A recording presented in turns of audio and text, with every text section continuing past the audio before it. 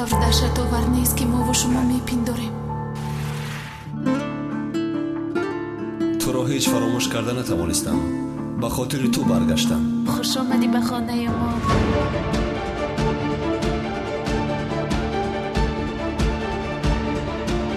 بسیار غضب‌آلود است. او تو را کشتنش ممکن. همین خیلی میگویم. Dağların dumanı hiç geçit vermez. Dalgalar ağlar da در راه هستیم، نزد تو آمده ایستاده. Nefesim haramdır yangın. مرا ببخشید، بسیار عرض میپرسم. شما را در حال جراحی کردن لازم. پاناتون را بگوشم. اکا با دلپوری رفتن گیر. یک قدم به عجلت نزدیک شدی. این همه در سلسله فیلمی بیهوده خارم میکنی. روزهای نزدیک از نقطه های دیسک فروشی دسترس نماید.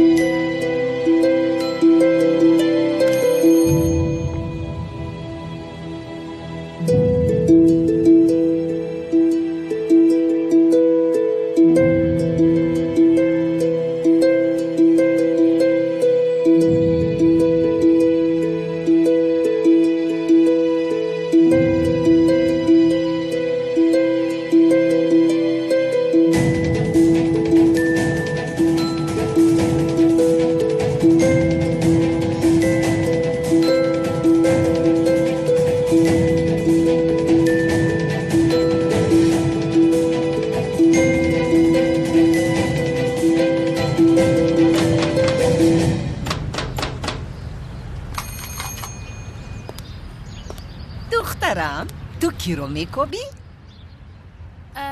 خاله جان. استاد رو میکوبی؟ ها بله بله. اما او در این وقت در خانه نمیشود. این دختر کی باشد؟ در خانه نیست یعنی؟ هنگامی که در را نگشوده باشد یعنی که نیست. بله درست. مایلش تا آمدنش من در اینجا انتظار میشم. دیر میآید دخترم، انتظار نشم. مایلش انتظار میشم. خودت میدونی. رحمتی کنم.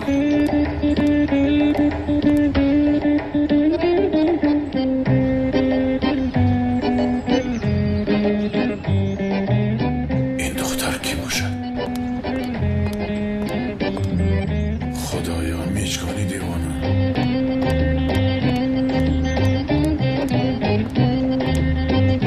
بخشیش؟ شما کی هستید؟ کی رو گفته ایستاده؟ از شما میپرسم، زود به سوالم جواب بگویید. کی هستید گفتم میپرسد، یعنی میچگانه هم نمیداند. این کی باشد عجبا؟ من از کجا میدانم؟ زیری کاسه نیم کاسه هست.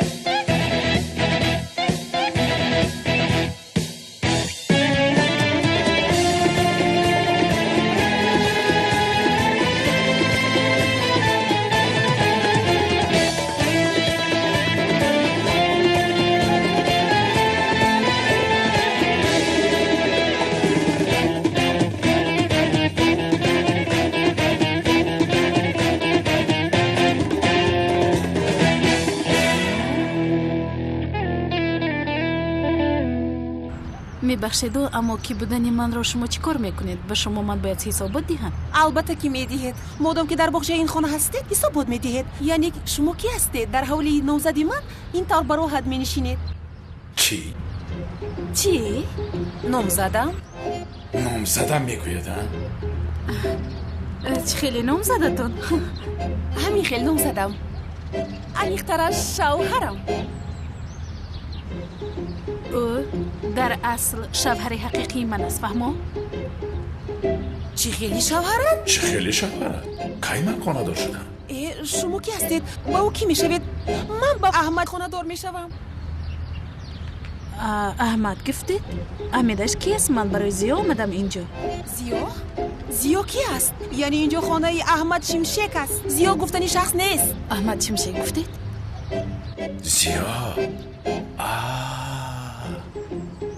زیا گفته از پسم دویده آمد کو همون دختر است. برآمدم من را با کسی مانند کردید گویم. شما خودتون رو بسیار زیرک فکر میکنید. زیا گفته به احمد جانی من چند گپ پرتوفتنیده. درست فهمیدم. بعد من به این باور میکنم؟ نمیکنم. رو جانم با دیگر جارم. دروغ گفته سوده. بله؟ او به شما گفت که من در خانه نیستم. همین خیلی؟ همین جست. زیا درو کشا عشقم. چه کار کرده باشم؟ من هم در جایش نیست. چیزی رو در یاد ندارم. خدایا توبه. چی علاج؟ باز بسرم یگان بلا نهایت خوبش در را نکشایم. میدانم من باید این کاران همه کردم اما همه این از پشت بابایم است. میدانم در همین جا هستی در را کشایی. ای به خدا که این دختر دیوانه است. گپ را نمیفهمد. لطفا بس کنید این کارتون رو. در اینجا زیا پیاد نیست. در اینجا شوهری من احمد جان زندگی میکنه. این روبین حالا هم شوهرم میگوید. دیگرش یک روی رو گرفته که این زیا است. فقط منو دیوانه ها میابن. زیا خواهش میکنم زودتر در را کشا مرا عذاب نده. کشا التماس به من نگاه کنید خانم. براستی در اینجا زیا گفتنی که زندگی نمیکند. در اینجا احمد شمشک زندگی میکند. یک آدم احمد شمشک است یا احمد شمشک نیست. یعنی در اینجا احمد زندگی میکند. زیای تو در اینجا نیست. در اینجا خودت رو بیهوده غم نده. یعنی رفته او رو در دیگر جا جستجو کن. یک آدم دو کس شده نمیتواند. از روی منطق اریستوتل این غیری میکنه. فیلسوف بس کن گپزنی را. نگاه کنید. این خانم گفتند که استاد اینجا زندگی میکند. زیای من هم استاد است. استاد احمد هم استاد است. یعنی شوهری شما استاد است گفته حاجت اینجا زندگی کردن را ندارد. یک ثانیه میپرسیم. اجازه دهید یک چیز را از شما پرسم. بپرس. اینجا استاد زیا زندگی میکند؟ نه دخترم. در این خانه استاد احمد زندگی میکند. زیا گفتنی کس را ندیدم و نمیشناسم. افسوس که این دختر استاد احمد را پیش از تو گرفته است. اما استاد احمد اگر تو را میدید ممکن تو را هم معقول میکرد. اما گوش کن دخترم. استاد احمدی من استاد دین است. او با تو دختر این خیل کار نمی کند. هرگز دخترم. خاله جان شما خطا کرده استاده. به همین هم ملازی و استادی حقیقی نیست ساخته است. استادی ساخته؟ استادی دین ساخته می شود مگر؟ ای ربی این دختر در حقیقت دیوانه است. خیریت که در را نکشاده. من میچگانی دیوانه نمیرسید که باز اینش پیدا شد. با حالش هم پینگرید. یعنی چه خیل؟ استاد احمد 10 سال باز در اینجا زندگی میکنه. چه خیل ساخته؟ چی خیل استادی ساخته؟ 10 سال؟ بله. شما عقلتون رو خوردید. ما 12 سال باز با هم کار میکنیم. شما چی خیل توانستید او را استادی ساخته بگویید؟ همکار گفتید؟ بله. تمام. بله زیا از من خفه شده است. برای همین دروغ گفته ایستاده است. لیکن من میدونم که او در همین جا است. زیا بیا لطفا کشا در رو بیا. خواهش میکنم کشا عزیزی دلم عشقم لطفا. ای بیشرم عشقم میگوید. التماس خانم روید. و دیگر در رفته عشقم گوید. اما در این در عشقم نگوید. التماس از اینجا روید لطفا. لطفا شما چی کار میکنید؟ خانم بخشش یک طرفی ست و احمد شمشک نامه آمده است. رحمتی کلام برادر جان. من نگاه کن بالای نامه را خون. این را هم گیر خون.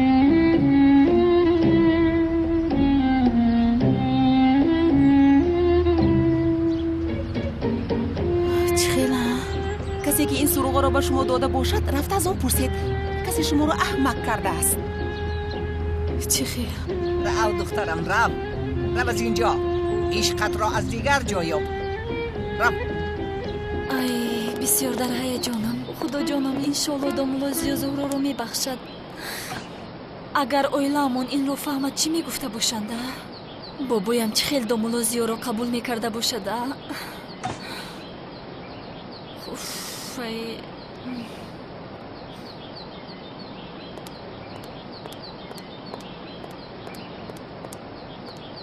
این چی کار بود؟ میلیس تو با من چونی کردی؟ این همش کار میلیس است. من فهمیدم. نه استاد است، نه زیا است. او یعنی با احمد جانی ما چنگک پرتوی آمده است. احمد جان، احمد، استاد احمد. سینان جان دخترم چه خیر اینجا با تو معقول شد؟ بسیار معقول شد. تشکر زیاد. باز اکم در برم است. از من خوشبخت‌ترین کسی نیست.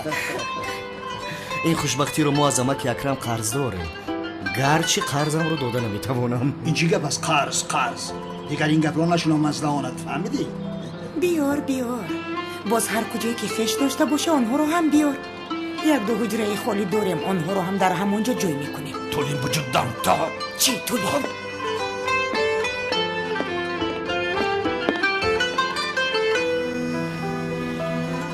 میلیس، زهرا کجا شد؟ حالا هم در باغچه است؟ چیز بابا جان، ما در باغچه کمتر صحبت کردیم. او خوب است، خواطر نشوید بابا جان. البته گپ میزنید. در یک خانه قهر کردن نمیشود. آخر شما اپا و خواهر هستید، میدانید دختر جانی من؟ انشالله به نزد دامولا زیا رسیده است. دیگر به خودکشی دست نمیزند. خدا جانم قریب بود که خودش رو میکشت. چرا این رو به من چه خیر روا دیدی میلیس؟ چی خیله؟ تو اینقدر انسانی پس بوده ای؟ هممون باید به زهرا یاردم دیم. بیچاره زهرا. وای از برای کلاس بیناموس به چه روزها رسید؟ کالتا کلاس به زهرا. خواهرش بیتول باشد. به خون و پوست سمی در آمده است. تولین جان لطفا. چی؟ دروغ است مگر؟ از پشتی اومده بگو. تولین تام پتن حالت بوده تو. خانم تولین اکش دوست باشد خواهرش چی گناه دارد؟ وای دکتر از روی دیدگیم و میدانستگیم یک دکتری با عقل است. بله. تشکر زیاد امک اکرم جان، برای گفتگویتون سپاسگزارم. البته. اکا جان بیتولش کی است؟ خواهر جان به تو بعد میفهمونم. زیای ساخته کار سمیرا پریشان کرد. از امروز اعتبارا نام زیای بیناموس در این خانه گرفته نمی شود. اما بابا جان چه؟ یعنی او در حقیقت زهرا رو دوست می داشت، هم برای زهرا حیاتش رو فدا کرد. تو چه گفته ایستاده ای؟ تو دامولای ساخته کار رو پشتیبانی میکنی ها؟ میلیس تو میدونی چی ها گفته ایستاده؟ چی سفسطه میگویی؟ از کجا برآمد این فکر طرفداری کالتا کلاس؟ رود و فکر شما نادرست باشد. یعنی زهرا هم او رو دوست می‌دارد. اگر کالتا کلاس بد می بود اول زهرا او رو رد میکرد. فهمیدید؟ یک بار فکر کنید. میلیس خاموش میگویم نام او بیناموس دوست ساخته کار دیگر در خانه من گرفتن نشود.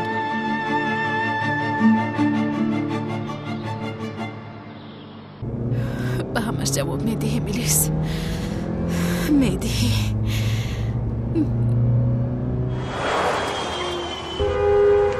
راه گشاد است بی عقل.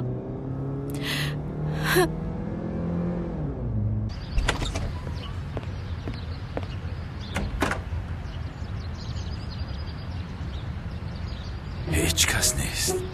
عجبا زیا گفتن آدم کی باشد؟ برای چی همه من را زیا گفته جیغ میزنن؟ در مکتب هم وای پسر مرا زیا گفته فریاد کرد. او کی باشد ها؟ کی اینقدر به من مانند است؟ بسیار خواطر شدن. کی باشد این مرد؟ اوف کاش که زیا می بودم و به جای میشگانی دیوانه این دختر را تکلیف خانه‌داری میکردم. ای خدا جان. احمد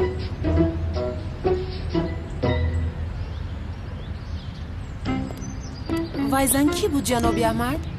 خانم مشگان کدام زن؟ تو رو 1 سال انتظار شدم احمد. 1 سال چشمانت رو کشاده. اولین شده مرا بینی گفتم ماهایی دراز از نستت نرفتم. برای همین استاد احمد ساکت استید. گوش کردن نمیخواهم.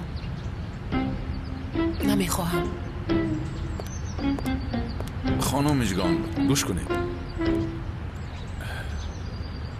میلیس گپای زدگیت را آیا گوشهایت میشنوند؟ جسدی پلید وی آدم دردی سری ما شده است. تو اینجا او را حمایت داری. از پشتی زورا به جانش ضرر میرساند. من قریب نبیرم را از دست دادم. اما که اکرم جان راست میگویم میلیس جان. حاضر یک فکر کنم اگر داملا زیادلو نمیمورد زهرا خرسندتر میشد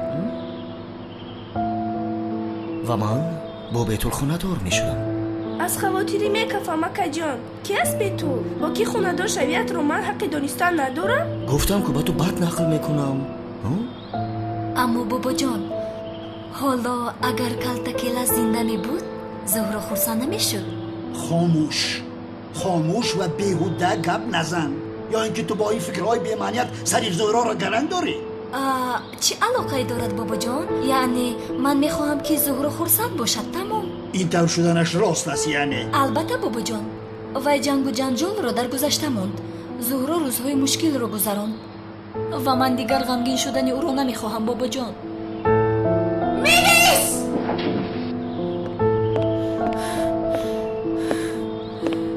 با من این نامعقولی را چی طور روا دیدی میلیس؟ چی طور؟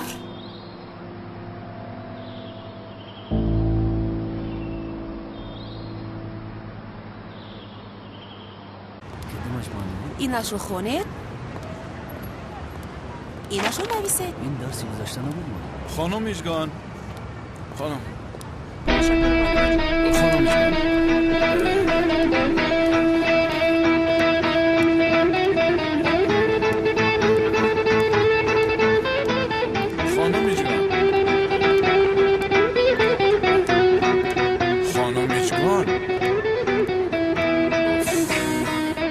مشگان مرا نگاه کن.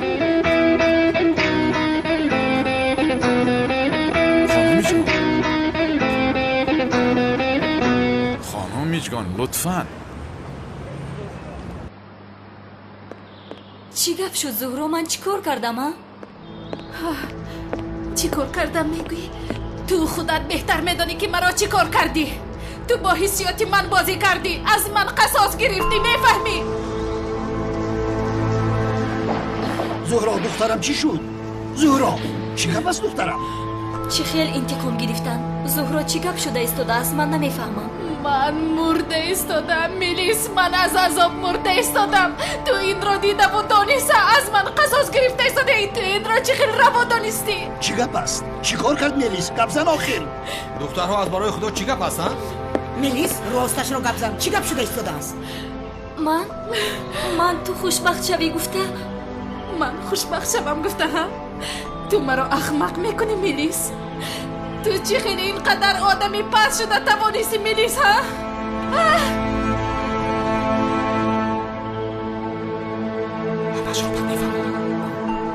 خانم مشگان از برای خدا این گفته هایتان نادرست است. شما درباره کدام زن گپ میزنید؟ من نمیفهمم. کدام زن؟ همان زن. نمیدانم نگویید لطفاً. اما نمیدانم خانم مشگان نمیدانم. خاطرم خوب نیست. شما از من باشید وای زن از کیست؟ من از کجا دانم؟ زیا گفته آمد نزدیک درتان. بعد من زیا هستم؟ نه یعنی قطعاً تو احمد هستی. یعنی این زمان من هیچ گناهی ندارم. بگناهم؟ آخر 2 روز است که 2 زن را در نزدیک درت میبینم. خیر یکمش را حیاتش را نجات دادی گویم. دویمش را چه گویم؟ او را هم حیاتش را نجات دادی. تو نجات دهنده هستی؟ نمیدانم. من کی هستم؟ تو استاد دین و اخلاق و آداب هستی. دیگر هیچ کسی نیستی؟ خب تمام. این زمان پرابلم چی است؟ پرابلم چیست؟ آخر تو این خیل نبودی احمد. حاضر از پشت درت زن ها رو پیش میکنم. اما گوش کنید من اینجا گناهی ندارم. گناه همون زیا گفتنی کس میباشد. خب اما در پشت در شما چیکار میکنن؟ روان با پشت در زیا؟ من هم نمیدانم. روان پشت در همان زیا؟ چرا پشت در من میآیند؟ اما برای چی شما اینقدر این حادثه را واهمه میکنید؟ من نمیفهمم. جناب احمد جان یعنی من شما رو باور میکنم همه وقت باور میکردم اما شما هم به چشم وی زنها ننمایید یعنی حالتون بد میشود از حاضر به شما میگویم من شما رو به هیچ کس نمیدیم نه اگر از خاطر گم کردنتون استفاده بردنی باشد وی زنها از پیش شما رفتن گیرن من در پیش آنها میستم زده میروم شکسته میروم یعنی هیچ کس به عشق من و تو مانع شده نمیتواند میشکنم میزنم یعنی مجخ میکنم نکنید خانم جان لطفا نکنم میگویید یعنی شما طرفداری وی زنها هستید شما این خیل نبودید جناب احمد یعنی وقتی دلم رو میرنجوندید همزمان برایم غمگین میشدید از پسم میدویدید شما بسیار دیگر شدید تماما تغییر یافتید تمام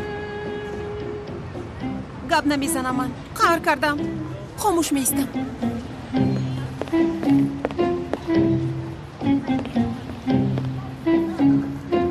نه من با این زنی دیوانه عذاب میکشم دیوانه است دیوانه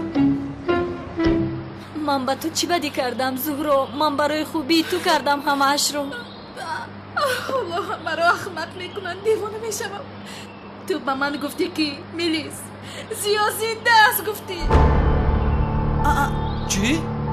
چی خیل دروغ گفتم راستش رو میگویم به شما با چشمانی خودم او را دیدم باز چند بار با او وا خوردم آخر این هم دیوانه شد قسم میخورم که دیوانه شده است با تو باور نمیکنم میلیس با تو باور نمیکنم تو یک آدم دروغگو هستی وای من چی شدنش رو نمیفهمم راستش رو میگویم زهرا سراغش رو هم به تو دادم از پسش رفتی آخر چی؟ سراغش رو دادی؟ از حد گذراندید چی گپ هستین؟ این چی گپ است ها؟ نباید این کارو میکردی میلیس نباید میکردی من اصلا تو رو نمیبخشم حاضر دیوانه میشوم من چی کار کردم با تو من فقط تو رو به دوست داشتن یک جای کردن میخواستم همین بود گناهی من آخر با کجا آمدی مرا اکر خاموش باش من هم چیزی رو نمیدونم با دوست داشتم مرا یک جا کردن میخواستی ها تو چند روی دوری میلیس ها عیب را نمیدونی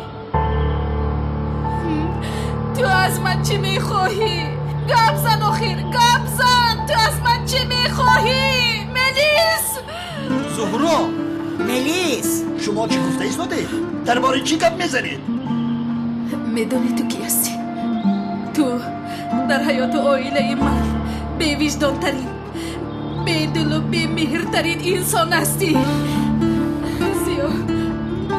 زیازی دست گفته مرا به خانه دیگر کس روان کردی تو همه این را چی خدمت من روا دیدی ها نه از راستی من تو رو به سراغه اساسی روان کردم زهرا تو یک دروغگوی پست هستی اصلا دیگر نام زیا را به زبان نگیر از این پس به یکان حرف تو دیگر من باور نمی کنم تو از من چی میخواهی ها چرا چنین کردی ها من اصلا به تو بدی نکردم و بدی رو هم از تو انتظار نبودم تو چرا با من چنین میکنی اما من میدونم که چرا تو چنین کردی چون که هیچ کس تو را دوست نداشت بلکه مرا دوست داشت تمام مردها چقدر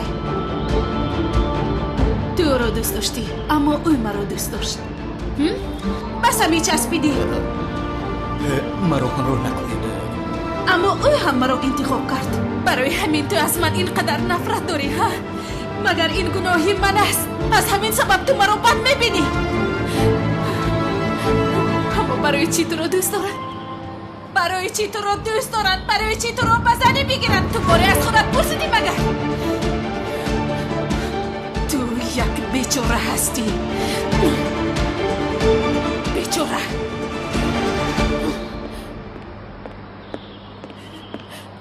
یعنی از پشت کلاس بیناموس فکر زهرا را ویران کرده ای ها؟ اما بابا چی بابا؟ چخیل بابا؟ زهرا دیروز از پشت وی ساختکار خریب خودکشی میکرد این دروغ ها را بسری و برآورده او را کشتن میخواهی من از نبیرم میماندم بار دیگر نام او را در همین خانه شنوم اصلا تو را نمیبخشم ها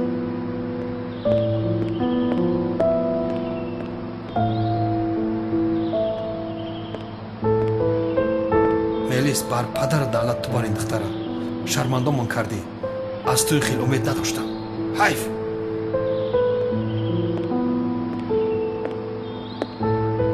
آفرین ملیس، آفرین. در نظری بابایت شوم شدی. آفرین. خدا تو رو زنه. من چقدر دختر کلام کردم. اکا چی گپ است؟ تو مرا با کجا آوردی؟ من با تو همش رو نقل میکنم، اما ما باید از اینجا گریخته رویم.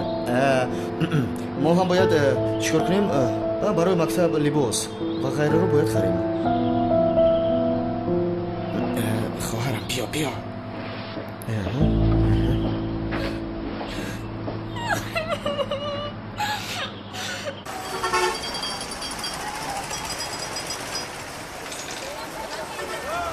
شوکت سمبوسه ها را به مصر آقا ببر. کالج اسلام است؟ بله به آشخانه مکتب ببر. فهما این دانشجوی ای پیرشکی با سمبوسه دگذشتن. ای شوکتی ای در حالت بمبرو. ما دیپلوما گرفتیم که سمبوسه کشک شویم.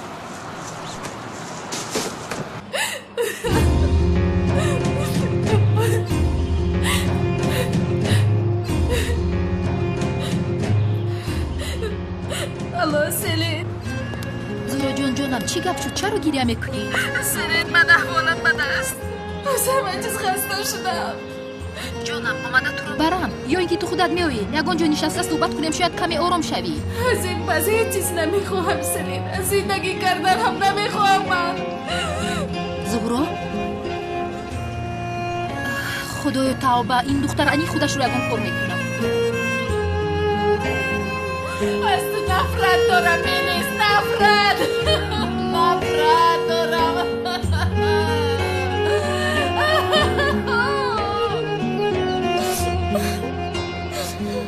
عاقبت روی اساسیت را نشان دادی زهرا. برای چی مردها مرا دوست نمیدارند ها؟ از این خلاصه برآوردی که من بیچاره هستم. لیکن من به تو خوبی کلام کردم. در کجا بودنی دومولازیو را گفتم.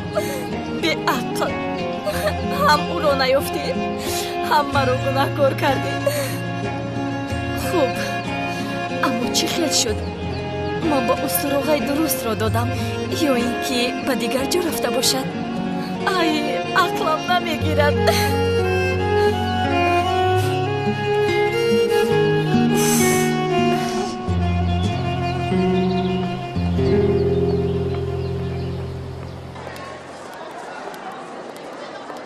استاد احمد یک خواهش داشتم از شما. بفرمایید استاد. نقشه سال گذشته بود کو؟ بله. همان رو می آوردید؟ یک کمبودی داشت. نقشه سالن؟ بله. خب مایلش میاره. خب رحمت. نقشه سالن نمیباید. خانم میجگان سلام. استاد از من نقشه سالن پرسید. عجبا این نقشه سالن در کجا باشده؟ اینجا به دخترم بیا. دخترم با استاد احمد بگو که جوانش رو بیند. دخترم بگو جوانش رو بیند. استاد احمد جوانت رو بینید؟ دخترم از خانم میجگان بپرس که جوانم در کجاست. عقلم دخترم شوخی میکند. شوخی استاد احمد با تو شوخی میکند. نباشد نمیداند که جوانش در کجا است. تو در اینجا چی کار میکنی؟ رو تست درس هایت رو بخوان زود. با دختر داد نزن. کمتر با دقت شوید نمیشود ها. گم کردن خاطراتان رو میفهمند. با دقت باشید لطفاً. خدایا توبه من چی کار کردم؟ دختر رو به این کار شما همراه کردید. برای چی همراه میکنید؟ برای آنکه من با شما گپ نمیزنم. یعنی اگر در وضعیت ناگوار نمیموندید گپ نمیزدم. مایلش گپ زدن نخواهید گپ نزنید. اما جوانم در کجا است اقلا همان رو گویید. در اتاق استادان. کدامش از من است؟ آنجا جوان بسیار است. از طرف راست سیومش. از طرف راست سیومش. خب مایلش تشکر زیاد.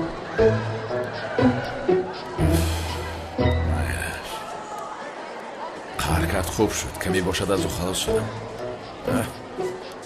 اوف با من تنها خانمی میجگان دیوانه یاردم میده. جنابی احمد. جنابی احمد این مراتبه شما را بخشیده میتوانم. اما با من وعده دهید که خانمی که در شما را آمده زده بود دوباره صورتش را نظر نمی کنید. وعده دهید جنابی احمد. مایلش وعده میدم. تمام. وعده میدید احمد؟ مایلش وعده میدم. خب مایلش رفتیم به حجره استادان جوانتون رو یافتدی هم.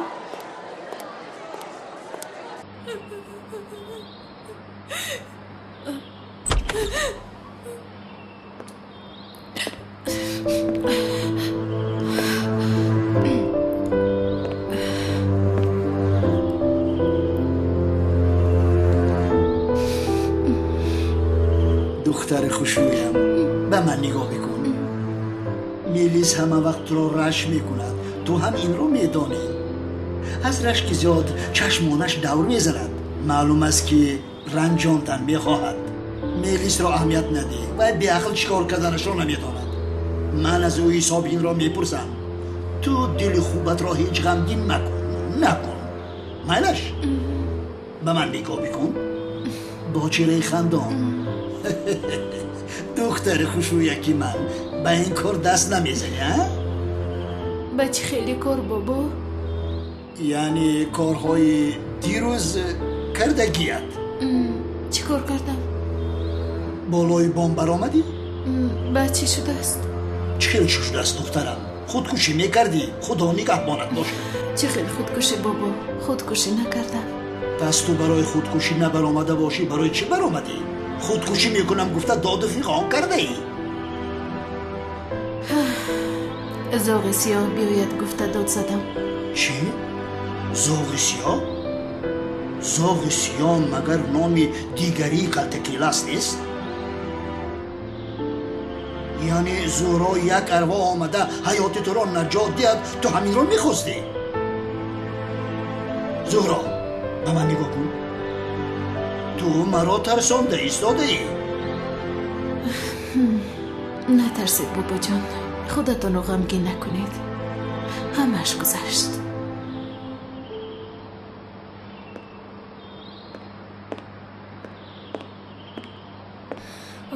یعنی همین خیلی زهرا ها؟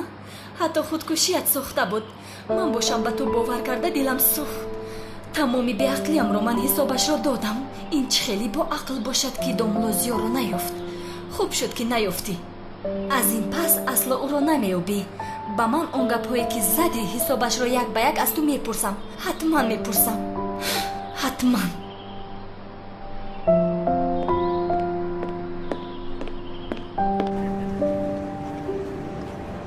بسم الله.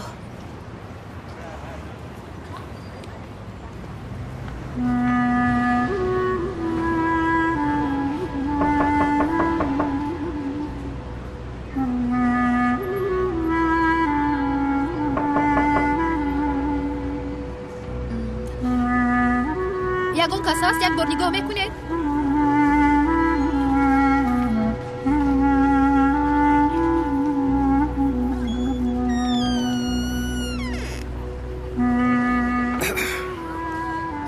مرحمت دخترم. در یگان جای در این مسجد را تق تق نمیزنن. اینجا خانه خدا است. مرحمت. درا بزن. من نمیخواستم شما رو ناراحت کنم. استغفرالله. داملو نیستن؟ داملو منم. داملوی حقیقی. مرحمت. و شما چی خدمت کنم؟ شما وای هستید؟ وقتی که زهرا بالای بام برآمد شما به من گویگ رو گرفته داد زدید. همون داملو شما نیستید؟ یک دقیقه حاضر به یادم آمد. حاضر خانم، همان دختری که داملوی ساخته را دوست می داشت نمیخواد نه؟ بله داملو، من برای همین شما رو ناراحت کردم. مرحمت. به شما چی خدمت کنم خانم زیبا؟ دوگانه شما چی مشکل دارد؟ داملو، از مردن داملو زیاد یک سال گذشت. راستی زهرا خوب بود، خودش رو آهسته جمع کرده ایستاده بود. اما وقتای آخری عقلش باز در جایش نیست. داملو گپ در بین هر دویم میماند. هر چیزها رو میبیند، مرده ها، اوراق ها، همین خیلی چیزها رو. خدایا توبه. دخترم، این چیزهایی که تو نقل کردی به من راستی تماما علاقه ندارد. داملو دوگانم قریب عقلش رو از دست داده است. دکترها میگویند که با گذشت وقت ساز میشود، اما نشد. آخرین بار با تلفن گپ زدیم، یگام امید نبود. داملو، زهرا برای من ضرور است. دوستم، خواهرم، همه چیزم است. برای همین بغیر از شما دیگر جای رفت نداشتم و باز داملوی محله گفتن نزدتون اومدم. خوب کردید اما از من چی میخواهید؟ من همین را درک نکردم دخترم. домло چی وای با دم و نفستون و زور سوره خونده کفصف کنید؟ مایلش میخوانم با خواست خدا میخوانم. مایلش شفا دهنده خداست، یعنی خواهد شفا میدهد نخواهد نه. انشالله. بعد домло یک چیز پرسم، گارانتیا میدهه؟ چخیل گارانتیا خدایا توبه، اینجا مگر مغازه است؟ شو домло عصبی نشوید، من این خیلی گفتنی نبودم. یعنی شما با دم و نفستون زهره رو صفقوف میکنید، نمیدونم بعد از اون فکرها و خیالهای او اثرش میرفته باشد ها؟ خوانده نمیخوانم او، لیکن اون طرفش طبیعی است که در دست خداوندی مهربان است. دعای من مستجاب میشود، این را خدا میداند. و دکتر نشان دادید؟ домло چخیل نشان ندادیم، البته نشان دادیم اما فایده نکرد. مادام این خیل است میخونیم با خیر است انشاءالله. میرویم. دخترم دیگر با این لباس هایت به مسجد نبیا که ما را گناهکار میکنی. از وسوسه شیطان خدا نگه دارد. خب بچه ها، همین رو دانید که در حیاتمون چیزی که رخ نمیدهد مقصد خود را دارد. یعنی با یگان مقصد در حیاتمون روبرو میشویم، یعنی همین خیلی. ای دختر این عجیب نیست؟ استاد احمد یگان بار به کتاب نگاه کرده درس نگذاشته بود کو؟ خیر چی میشود اگر به کتاب نگاه کند؟ تو اول کتاب خودت رو کشو، انا بعد درباره استاد گپ زن. مثلا بچه ها میدان ورزشی، دستاورد کلان، اگر به تاریخ نگریم قلعه ها، قصر ها، مثلا قلعه حصار و غیرها، همین طور نه، اینها همشون به مقصد ساخته نشدن، همشون برای کاری آفریده شدن. برادر استاد مقصد گفت به یاد آمد کجا شد وای پسر با مسابقه دیر میمونه. حاضر میاد چرا تو اینقدر کتاب داری دادر؟ گوش کن من به تو یک چیز میگویم، ما این کارو نباید در درس استاد احمد میکردیم، کاش که در درس معلمه بانو میکردیم. نگاه کن به هر طرف نگاه میکند. خوب اون وقت با مسابقه دیر میکردیم، تو اینها رو فکر نمیکنی؟ من همش رو حل کردم، تو با من باور کن. مایلش مثلا هر کجایی که بیناهای با حشمت رو میبینید حتما با مقصد ساخته شدن و مرام و مقصد رو افاده میکنن. اگر با مسابقه دیر کنیم با خوب. پسرم مثلا مقصد تو چی است؟ نه تو نفهمیدم استاد. در وقت درس تو چی گفته ایستاده؟ گپ نزدم استاد، هوش و گوشم بر شماست. معلوم است که در کجاست.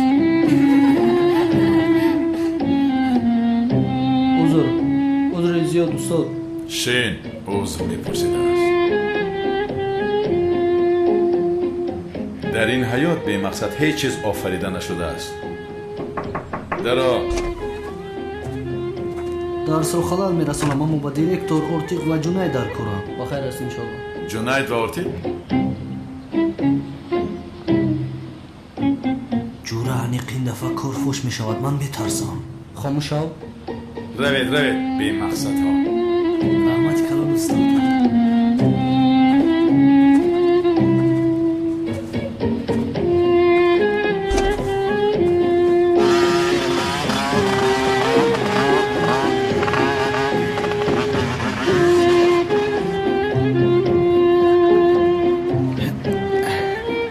خیلی از رسیدم به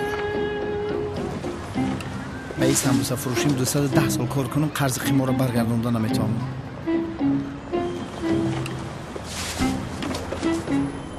وقتای پیش خوب بود، یا پرابلم میشد برادرم اومده حل میکرد.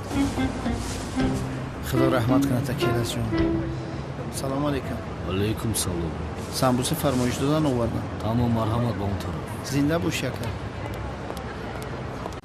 باوری به آخرت انسان را بعد از مردن از فکر آن که چی گپ می شود دور کرده آن را از ترس مردن نجات می دهد. به خاطر همین ضرور است بچه ها. چی گپ است پسرم؟ استاد دیرکتور فرقت و دنیز را هم میپرسن. فرقت و دنیز؟ چی گپ است؟ خدایا توبه. خیر رویتان نباشه. کجا میروند؟ نمیدونم.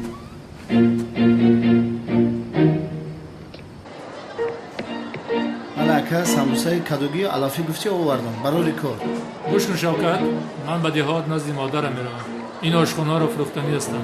یگان خریدار نیست و خودت نمیخری این رو. این رو ببین. آدمی عجیبی بخدا. یک سمبوسه آوردیم گفته آشخانه مکتب آمده میسپاری. اکا جان من بزرگ مایم مکتب در دوره کودکی ما درسو میگرفتم. چخیل ما مکتب با گردن میگیرم. با گردن نمیگیرم اکا جان. این ناممکن است. لبای. بله تیار است. حاضر میبیام. 200 کوادرات زیاده ای. ای کجا شدن اینها؟ تمام آرام شب حاضر میآیند دختر. دیر میمونیم. مایل اکا پنود بخدا. شوکت یه دقیقه اینجا رو نگاه کن. من با دریکت چای برده میبیام. ای بچه تو دیگه آدم نیفتی؟ خدایا توبه این رو بینی نشانهای آخر زمان ایده اگه خودت تیار کن برای من باشد قهوه گپ نیست با یکان ارزوی دیگه داری؟ نه دیگه چیز نمیخوایم یا خدایا توبه مسکلای نوپگدی باری با رگردیش بینه که این رو سیاه کودک این کودک سر پروایرون کرده که سمبوسه بگو تیار کنم خدا که کجا میفهمم یک خدا که نانی لطفاً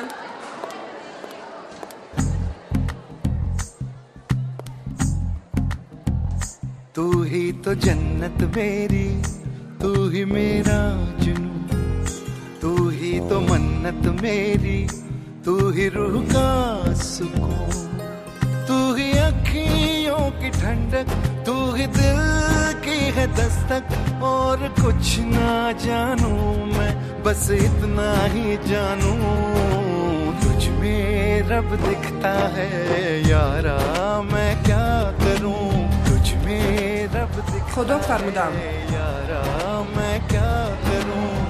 خدای توبه یک خدا گینانی دهید لطفاً از کجا این کارگرها رو میابند؟ بخشیش شما نوکار رو شروع کرده جناب؟ با شما میگویم نمیفهمید خدا جانم این دیوانه است چی است؟ معلمه بانو بابای कैसी है ये दूरी कैसी मजबूरी मैंने नजरों से तुझे छू लिया बानो कभी तेरी खुशबू कभी तेरी बातें बिन मांगे ये जहां पा लिया तू ही दिल की है रौनक तू ही जन्मों की दौलत और कुछ ना شوکت برادر ارنده امیجا را چند پول گفتی اکا؟ نفهمیدم هوا خانه را چند تا میگویی؟ چی سراسی میگویی؟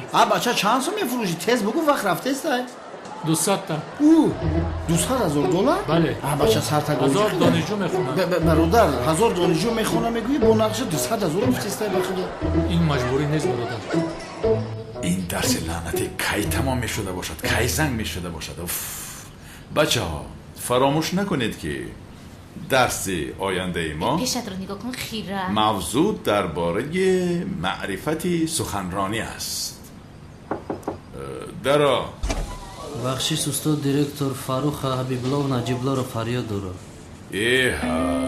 چی گپ هسته؟ در صنف یگان پیسر نماند آخه اعظم راجق نزد؟ نه استادو خبرکشه خدایا توبه روید کنین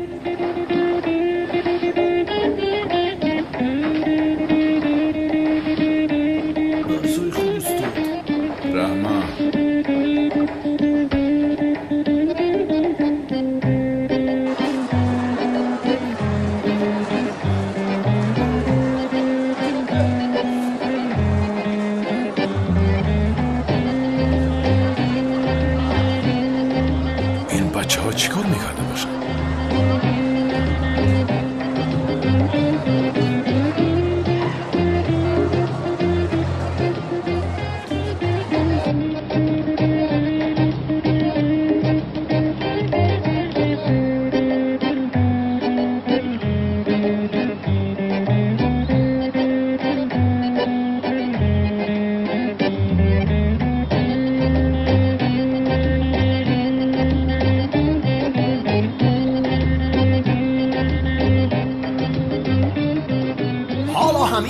همان ساختکار رو دوست می‌دارد؟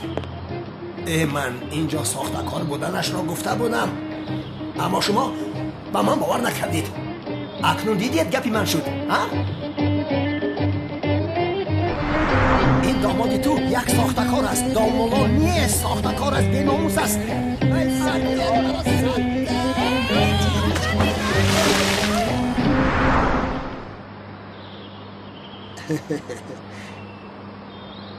من شما را شناختم. شما وای هستید به حوض افتیدگی. مهم نیست جناب، مهم نیست. برای بخشیدن گناههایمان من نزد خدا دعا میکنم. شما هم دعا کنید. بابا جون، من برای بهبودی حالت روانی زهرا چنین راهی طبابتی سنتی رو انتخاب نمودم. دامولایمون در این ساحه متخصصن. زهرا رو کمی سکوت کند فایدهش میکند. استغفرالله دخترم، متخصص گفتنی گپ نیست. بینید چه خاکسارنده؟ چقدر راست فکر کردی دخترم. دامولا، من خفه نشوید. بار دیگر خوش آمدید. مهم نیست جناب، مهم نیست. خوش باشید. دامولا، زهرا را از مینش فکرهای بد را گرفته پرداختن لازم. اون میلیسش باشد. کارها را خراب و ویران کرده موندی. یعنی باز چه شد؟ باز چی شود؟ دامولا زیا زنده گفته شادی کرده بالا این سراغش را داده است. وای زنده نیست. وای مرد نگویم، مرد. تمام. فرشته ای مرگ حضرت عزرائیل علیه السلام از گناهش جانی او را انشالله گرفت.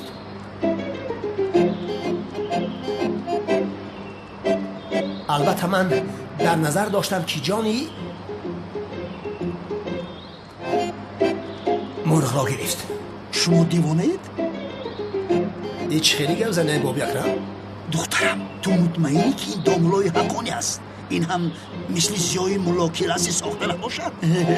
حالا هم در غفلت هستید شما. من را به دامولای ساخته کار مانند کردن تنها کار غافلان نباشد.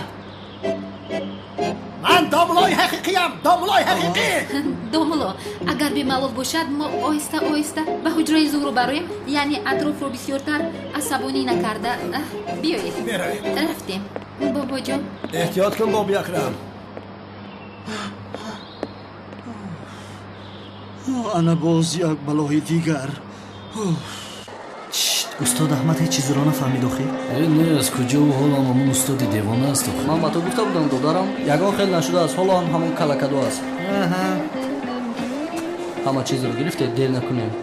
گوش کن برادر، من یک دو روز پول جمع کرده این همجره میخرم، لیکن یگان کسا با نفروشید. من 200,000 همجره میخرم. 200 فهمیدی؟ گپ نیست. مرد است برادر، مردکه لوز شلوار. فرو باش. بچه ها با کدام مسابقه میروید؟ لباس های تنمون رو نمیبینید دادار؟ تو رو پرسنده ماندن داخل. با کدام مسابقه میروید؟ استاد تو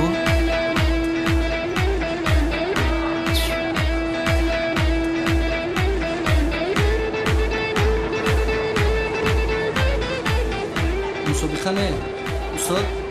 پاسبان ما را جلسد، برای همین ما در اینجاییم استاد. چی گپ است اینجا استاد؟ استاد با خدای بیمان است. دیرکتور گفتید در همینجا انتظار شوید. ما باشه منتظر هستیم. قسم میخورم دیرکتور ما رو با اینجا دعوت کرد. نمیدونم برای چی دعوت کرد آخه. این لباس ها را هم دیرکتور به شما داده باشد؟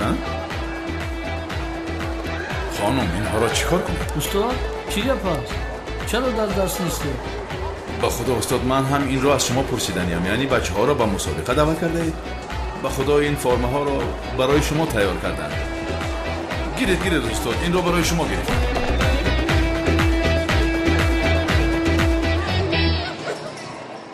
عجبا، طریق تلویزیون در حضور میلیون تماشاچی تکلیف خانواده شو را کنم. تو را دوست بدارم سیلو، با من خانواده شو. نه این وایمای بد میشه. حتی دختر از این میترسد. صد توفق رو پوف کرده در دری خانه‌اش مانم و در آنجا با او تکلیف خانواده شوی را کنم. نه این کارو از ما در رفته است. همین خیلی نیست. ما رئیس امرو شما دی چی ای شوکت سگره خدا دو دیده. بله انیق جایش رو میدوند. آن خوشروچه چنان پیشم رو برده است که با کلیتی مغازه متاسکل رو میکشویم. ای توبه میشنیده. کی را فریب کنیم یا 200,000 بکنیم؟ سردارم من با شما تبر میگم شما با من کینمن میارید. این چی گپ است برای خدا؟ این زمان شما ما رو دستگیر نکرده ایستادید.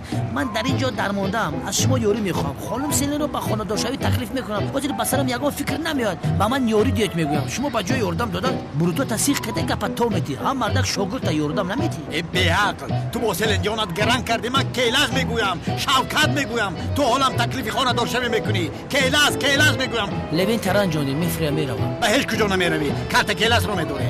سردار من پلیسم، مردا کوواق نیستم. این احمق در کجا زندگی کرده کارت کیلاس رو انیق میدونه. رفته مون رو تعقیب میکنیم. رفته. بعضا قهر میکنم میگن دیگه قطعیت کار نکنم. خب کن.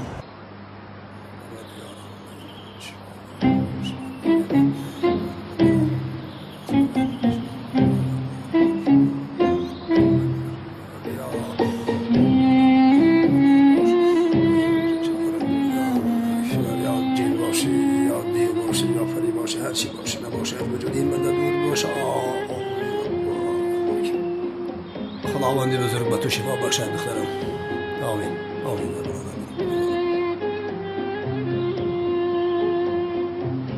دومرو به فکر شما ما چی رو دیده باشم؟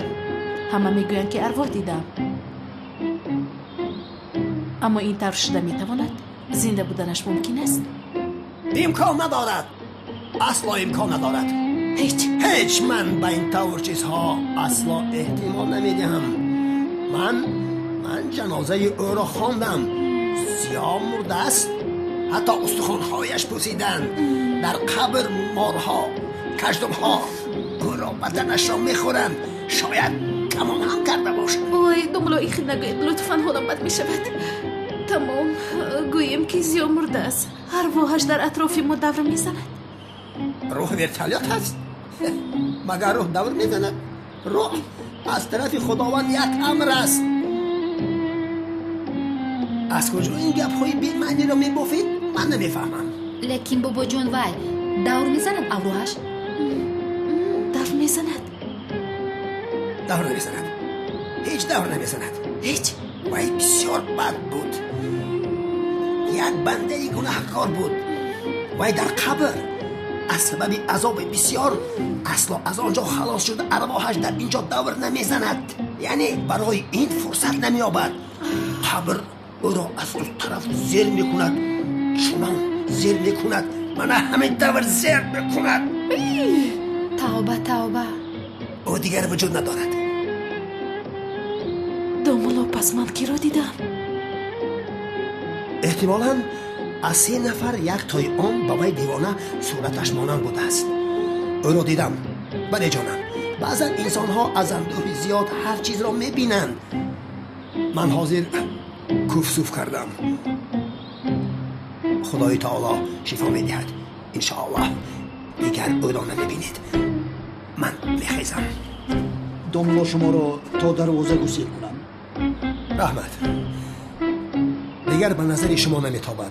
رود و وی ساختکار زنده باشد و ارواح او را دیدید؟ انشاءالله. زود به من زنگ زنید.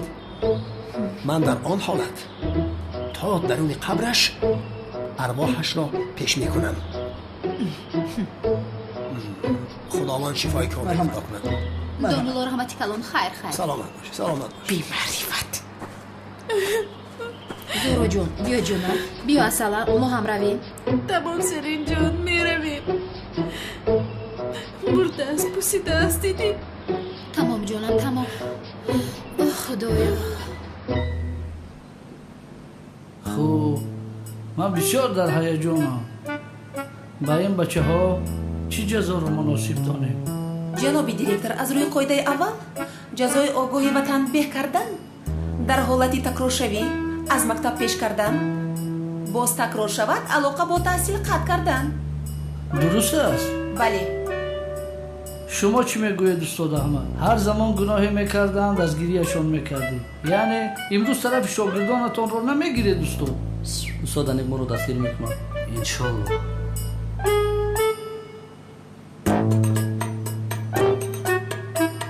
با خدا که به من باشد از مکتب پیش کردم.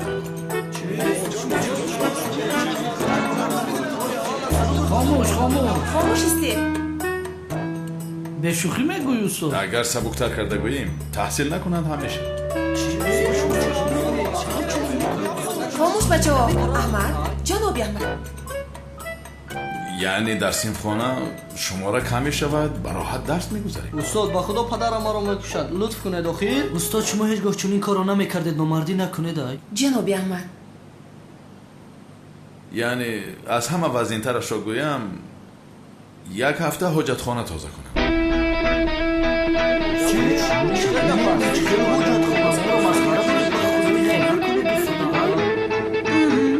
یعنی دیگرگونی میکنی میشه؟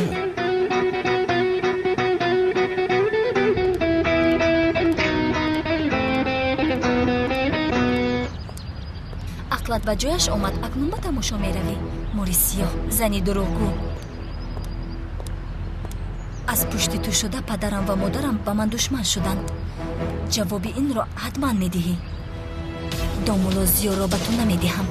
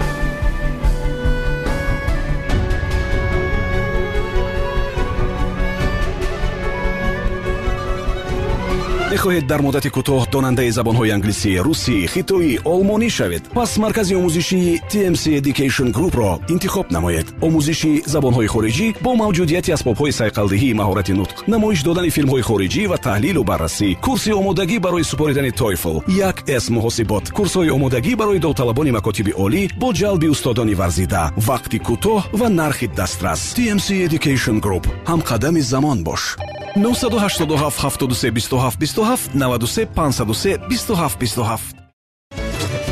بیا سر بیروانم در روی ماه جانم، بیا نشین کنارم ترانه ها بخوانم، رها کن درد هجران عزیزی بهتر از جان، بیا نگاری خندان در دل نمانه درمان. آی نه آی فرشته ای آرزوهامی، خواهی نخواهی در دلکم دایم جایی.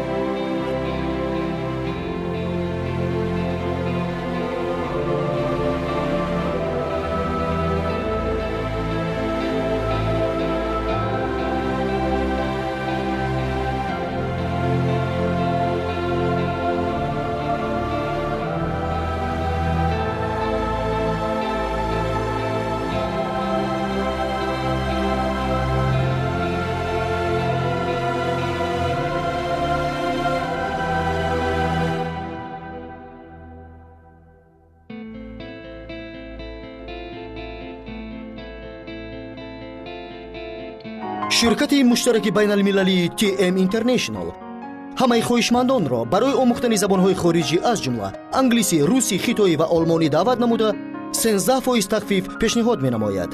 муаллимони мо дар кӯтоҳтарин муддат ба шумо забонҳои хориҷиро меомӯзонанд. суроға шаҳри душанбе маҳаллаи 102 дар сеюм ошёнаи бинои тоҷ. муфассалтар бо рақамҳои 93 802 21 98 522 49 89 ва 232 42 33 занг занед. TM International бо ҳам ояндаи дурахшонро месозем.